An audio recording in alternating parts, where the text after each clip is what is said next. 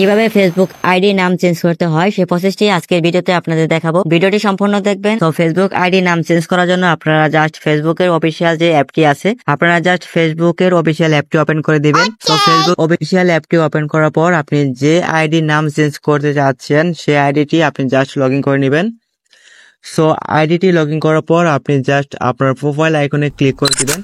So profile আইকনে click করার পর আপনি একটু নিচ দিকে দেখেন সেটিংস এন্ড প্রাইভেসি নামে অপশন আছে। আপনি জাস্ট এখান থেকে সেটিংস এন্ড প্রাইভেসি অপশনে ক্লিক করে দিবেন। সো সেটিংস এন্ড প্রাইভেসি অপশনে ক্লিক করার পর আপনি এখান থেকে সেটিংস অপশনে আবার ক্লিক করে দিবেন। সো সেটিংস অপশনে ক্লিক করার পর আপনি এখানে দেখতে পারবেন পার্সোনাল ডিটেলস, এই অপশনটিতে ক্লিক করে দিবেন।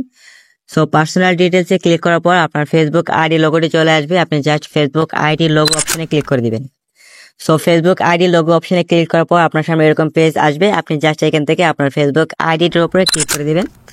সো ফেসবুক আইডির উপরে ক্লিক করার পর আপনি এখান থেকে দেখতে পারবেন যে name, user name, profile picture এবং অ্যাভাতার। আপনি এখান থেকে নেম অপশনে ক্লিক করে দিবেন। সো নেম অপশনে ক্লিক করার পর আপনি দেখতে পারবেন যে আপনার ফেসবুক আইডির আগে কি নাম ছিল সেই নামটি এখানে চলে আসবে। আপনি জাস্ট এখান থেকে চেঞ্জ করে নেবেন। সো আইডি নামটি দেওয়ার পর আপনি একটু নিচে দেখতে পাবেন যে রিভো চেঞ্জ নামে অপশনটি আসছে। আপনি জাস্ট এই রিভো চেঞ্জ অপশনে ক্লিক করে দিন। সো রিভো চেঞ্জ অপশনে ক্লিক করার পর আপনার সামনে এরকম পেজ আসবে। আপনি এখান থেকে কোন আইডিটি সিলেক্ট করবেন, আপনি সেই আইডিটি সিলেক্ট করে তারপর আপনি সেভ চেঞ্জ অপশনে আবার ক্লিক করে দিবেন।